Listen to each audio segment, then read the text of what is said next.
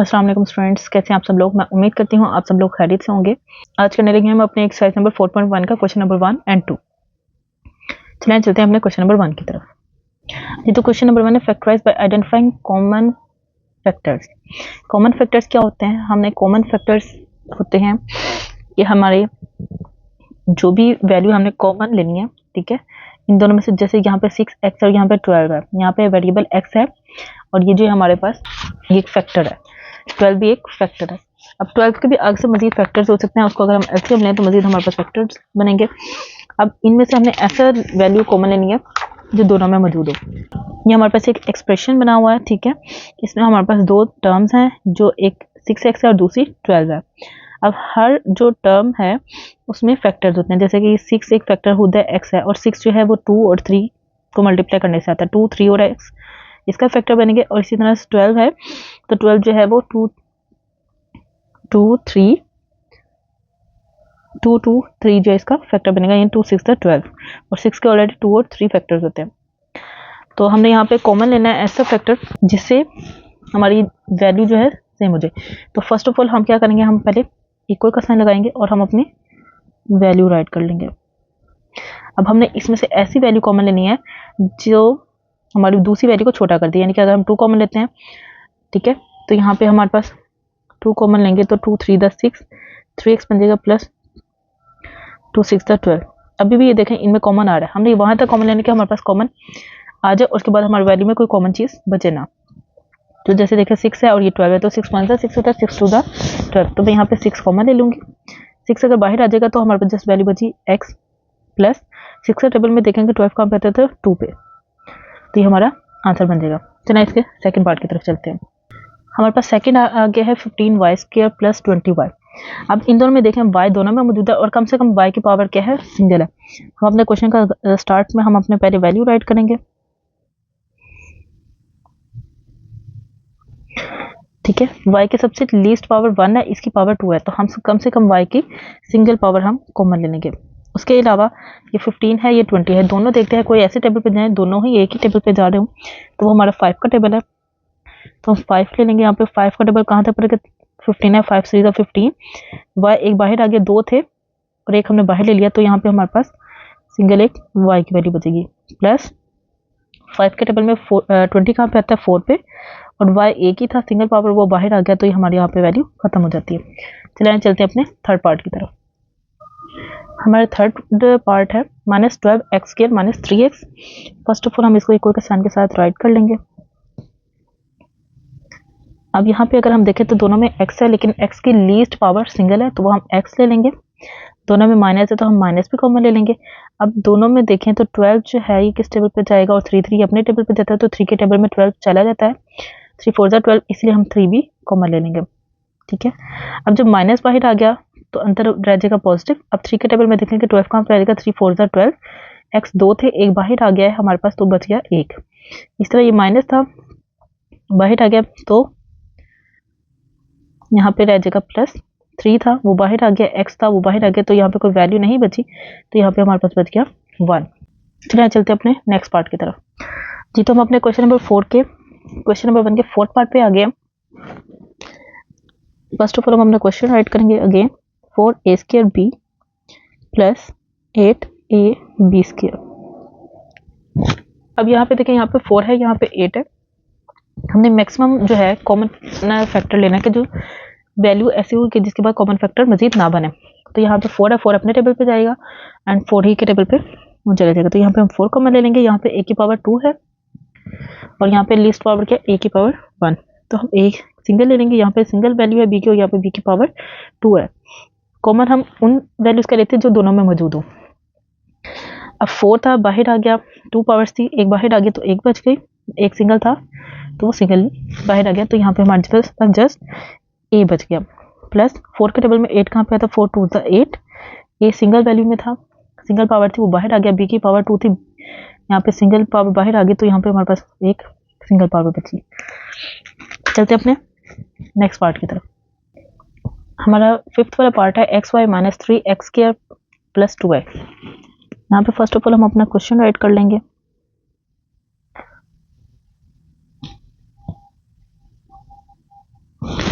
अब यहाँ पे देखें तो हमारे पास तीनों में x कॉमन आ रहा है, यहाँ पे y है, यहाँ पे 3 है, ये 2 है, और x की लीस्ट पावर जो है वो सिंगल 1 है, तो इसलिए हम जस्ट x कॉमन ले लेंगे। तो यहाँ से जब x बाहर आ जाएगा तो यहाँ पर बस y बच गया -3, क्योंकि हमारे पास सिर्फ हम वेरिएबल ले रहे हैं, हम कोई कोफिशिएंट नहीं ले रहे। x की पावर 2 है और ये सिंगल x है, तो यहाँ पे आ जाएगा x प्लस 2 और x बाहर आ गया, तो हमारे पास कोई वेरिएबल यहाँ पे नहीं बचा, तो हमारे पास ये आंसर आ गया। चलते हैं अपने इसके लास्ट पार्ट की तरफ। ये तो हम अपने क्वेश्चन नंबर 1 के लास्ट पार्ट पे आ गए हैं। हमारे पास है value 3a² minus 9ab² plus 15ab। हम फर्स्ट ऑफ ऑल अपना क्वेश्चन राइट कर लेते हैं। -9ab² plus 15ab। अच्छा, अब यहाँ पे हमारे पास 3 वैल्यूज हैं और तीनों में जो कॉमन आएगा हमने वो राइट करना है। यहाँ पे देखें 3, 9 और 15, यानी 3 1 था 3, 3 3 9, 3 5 था 15। 0 3 के टेबल पे जा रहे हैं। यहाँ पे भी ए है, ए है, ए है, बी बी बी, तीनों के पास है, लेकिन पावर चेंज है, तो हम उसमें लीस्ट पावर वाला ले लेंगे, यानी सिंगल पावर में। फर्स्ट ऑफ ऑल हम 3 ले रहे हैं, then A and B. B की भी लीस्ट पावर 1 है।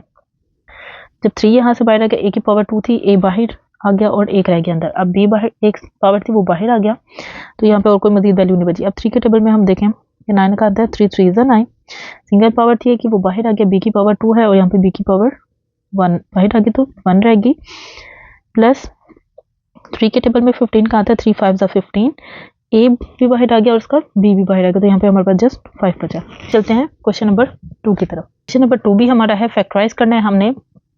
अब यहाँ पे हमारे पास फैक्टराइज करने के लिए 2 वैल्यूज हैं, तो यहाँ पे हमारे पास फर्स्ट ऑफ ऑल हम अपना राइट करेंगे क्वेश्चन 5x प्लस 15। अब इसमें से हम कॉमन लें तो हमारे पास कॉमन आ सकता है, दोनों में से 5 कॉमन आ रहा है, यहाँ पे x रह जाएगा प्लस 5 के टेबल में 30, 5 से 15 होता है, तो ये हमारा आंसर है। अब इसे मजीद ये फैक्टराइज नहीं हो सकता। चलते हैं इसके सेकंड पार्ट की तरफ। अच्छा, तो हमारे पास आ गया है क्वेश्चन नंबर 2 का सेकंड पार्ट। हमने इसको फैक्टराइज करना है, लेकिन अब हमारे पास 3 वैल्यूज हैं, इसमें कॉमन फैक्टर कुछ भी नहीं आ रहा, लेकिन हमने इसको ऐसे फैक्टराइज करना है। फैक्टराइज करने का असल रूल ये है कि हम अपनी फर्स्ट वैल्यू और सेकंड लास्ट वैल्यू के जो वेरिएबल हैं, वैल्यूज हैं, उनको मल्टीप्लाई करेंगे तो हमारे पास एक वैल्यू बनेगी। उनको ऐड या सब्ट्रैक्ट करने तो हमारे पास सेंटर वाला वैल्यू बननी चाहिए, यानी कि यहाँ पे हमारे पास कुछ भी नहीं है, तो यहाँ पे हमारे पास 1 है और लास्ट में हमारे पास 3 है, तो 1 और 3 को हम मल्टीप्लाई करेंगे, 3 1 जा 3। अब हमने ऐसा कुछ करना है कि हम इस 3 को हमने इसके ऐसे 2 पार्ट्स करने हैं जिससे हम प्लस या माइनस करें तो हमारे पास 4 बनना चाहिए। तो मैं यहाँ पे 3 1 जा 3 कर लेती हूँ, किया है, तो 3 में 1 प्लस करते हैं तो हमारे पास आ जाएगा 4। ठीक है, तो हम यहाँ पे इस तरह से इसको फैक्टराइज कर लेंगे। पहले लगाएंगे हम इक्वल का साइन, एक्स क्वेश्चन राइट करेंगे।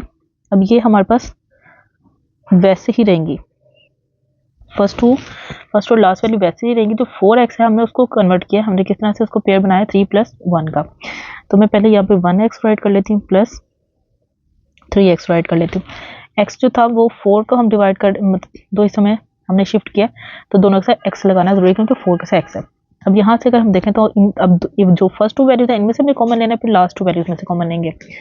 इन में से हम कॉमन लें तो सिंगल हमारे पास x कॉमन आता है, तो यहाँ पे x की पावर 2 है और एक हमने बाहर ले ली, तो ये बच गई सिंगल x, प्लस जब x ही बाहर आ गया तो हमारे पास यहाँ पे क्या बच गया 1।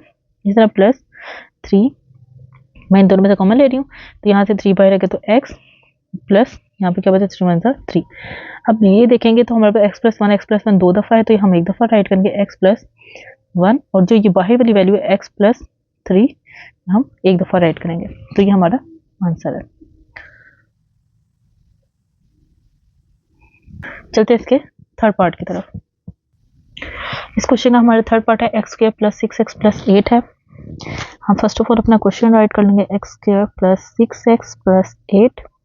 वही रूल जो मैंने आपको ऊपर बताया कि फर्स्ट और लास्ट वैल्यू को हमने मल्टीप्लाई करना होता है, यानी 1 इसके साथ 1 है और उसके साथ 8 है, 1 8 था 8। अब हमने 8 के ऐसे 2 पार्ट्स करने के हमारे पास क्या है 6, यानी 6 है सेंटर में, तो हमारे पास 6 बनना चाहिए। अब 8 है, 8 अगर हम देखें तो हमारे पास 2 के टेबल में आता है, 2 4 8, ठीक है। अब हम इन दो वैल्यूज़ को हम अगर ऐड या सब्ट्रैक्ट करके देखें तो हमारे पास 6 बन रहा है। ऐड करने से हमारे पास 6 आ रहा है, इसलिए हम इसको सब्ट्रैक्ट करके नहीं चेक करेंगे। तो हमारे पास फर्स्ट वाली वैल्यू और लास्ट वाली वैल्यू वैसी आ जाती है, प्लस है, तो यहाँ पे हमारे पास 2x प्लस 4x राइट करेंगे। हमें सेंटर पर वैल्यू को 2 फैक्टर करने होते हैं, तो हमने इसके 2 फैक्टर कर लिए।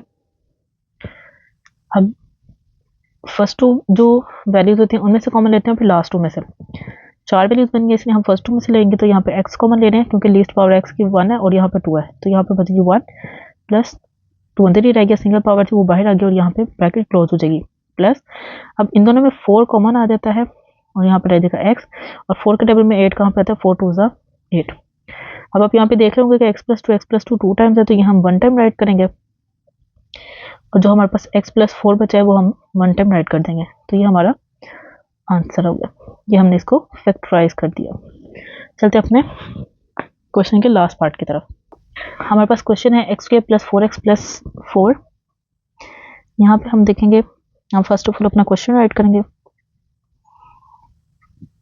इसके साथ कोई वेरिएबल नहीं, इसके साथ 1 है, मल्टीप्लाई बाय लास्ट वैल्यू 4, 4 1 ज़ा 4।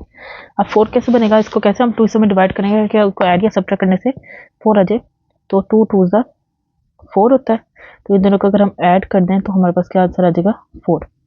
तो ये जो 2 और 2 है ये हमने इसको फैक्टर बनाया, x square plus 2x plus 2x plus 4।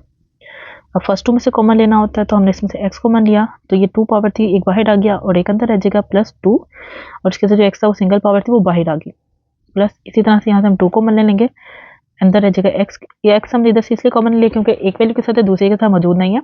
2 common ले लिया। अब यहाँ पे सेकंड वैल्यू है 4, 2 का टेबल में 4 का आता है 2 पे, 2 2 ज़ा 4। अब यहाँ पे आप देख रहे होंगे x प्लस 2 2 टाइम्स है, इसको हम 1 टाइम राइट कर देंगे, और बाहर भी x प्लस 2 है वो उसको भी हम राइट कर देंगे। ये जो अंदर वाली 2 टाइम्स है इसको 1 टाइम राइट किया, और बाहर वाली जो वैल्यूज है फिर हमने उसको राइट करना होता है। तो ये हमारा आंसर है। मैं उम्मीद करती हूँ आज के क्वेश्चन आपको समझ आए होंगे। अगर आपको मेरी वीडियो अच्छी लगती है तो प्लीज़ लाइक शेयर सब्सक्राइब और अपने फ्रेंड्स के साथ शेयर करना ना भूलिएगा। मिलते हैं अपनी नेक्स्ट वीडियो में नेक्स्ट क्वेश्चन के साथ, तब तक के लिए अल्लाह हाफिज़।